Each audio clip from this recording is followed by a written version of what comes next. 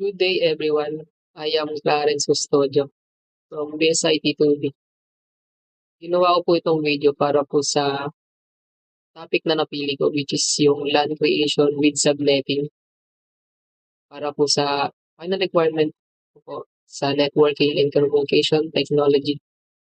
And sa video na to, di-demonstrate ko po sa inyo yung land creation with subnetting, and ang gagamit ko pong PC is tatlo, PC1, PC2, and PC3.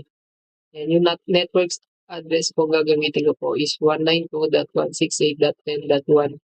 Yung default subnet mask ko naman po is 255.255.255.0. And mag-a-assign po ako sa tatlong piecing gagamitin ko po para sa LAN creation. Gagamitin ko po. Ang mag-a-assign po ang IP address sa kanila is para po sa PC1, 192.168.10.10. Then sa PC2 naman, 192.168.10.20. PC3, 192.168.10.30. And ganoon din po sa gateway router. Yung gagamitin ko pong gateway router is 192.168.10.1.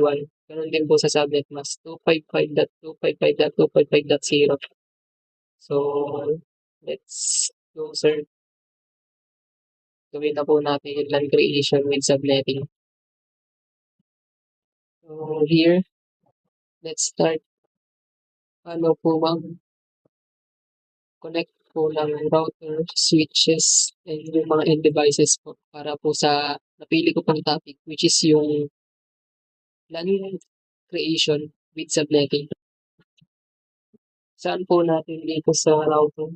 Pili po natin is 1941. And then, sa switches naman po, 2960.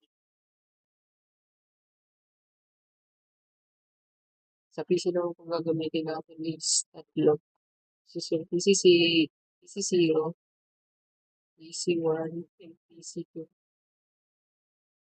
I-consider na lang po natin kung PC1 and ito naman PC2 and ito is PC3. Sa default po kasi PC0 po talaga nag-uumpisa kaya yung bali itong tatlong PC po yung i-demo po natin. Then para i-connect sila yung mga devices, kailangan po natin gamitin yung copper straight through. Click po natin itong router, then gigabit Ethernet 0, then gigabit Ethernet 01, which is yan, di pa po sila connected. Which is i-demo ko po mamaya kung paano po sila magko-connect. Then, copper straight through cable lang po ulit. Switches, pass Ethernet 1, then pass Ethernet 0. Pass Ethernet 2, pass Ethernet 0. Pass Ethernet 3, pass Ethernet 0. Yan. Password lang natin para po mag-connect yan, which is yan, green na po. Then, paano naman po ito mag-connect? Una, step po natin is gawin natin, click po natin itong router, then config para po mag-return talaga. Kasi yan. Then, enter po natin sa label, conf, configuration terminal, conft, then interface, G0, which is yung default po natin. G0, yung G0. Then yung IP address po natin yung gagamitin. Yes, 192.168.10.1. Then yung default subnet mask po natin is 255.255.255.0. Then no shutdown.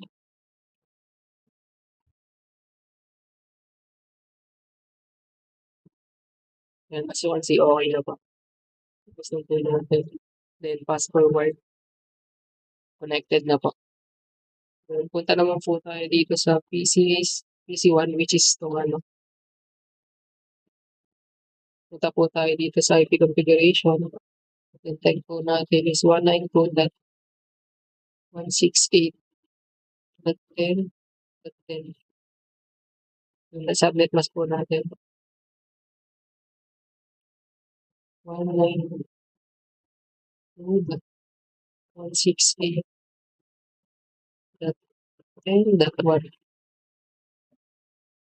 Copy lang natin para po dire-diretso.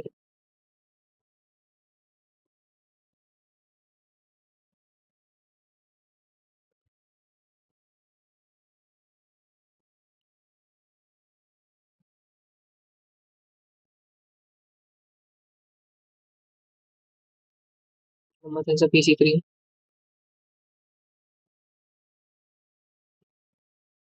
Ayan.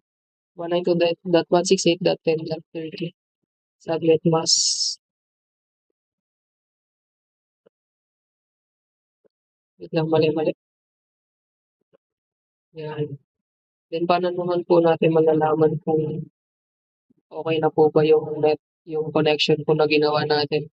Punta tayo dito sa PC, then command prompt. Check po natin yung ping kung talagang connected po. Ping 192.168.10.10. As you can see, sir, yung PC1 natin gumagana na, which is connected na. Packet sent for, receive for, loss 0. Try naman po natin sa PC2. P192.168.10.20. Same lang din po. Send for, receive for, loss 0. Which is okay. Good po yung ganun. Then, sa PC3 naman po, check po natin. 192.168.10.30. So, kasi sir, okay din po. Wala naman pong problema. Send for, receive for, loss 0. Then, there you go, sir. Okay na po yung ginawa po nating connection po sa LAN with subnetting. Thank you po, sir.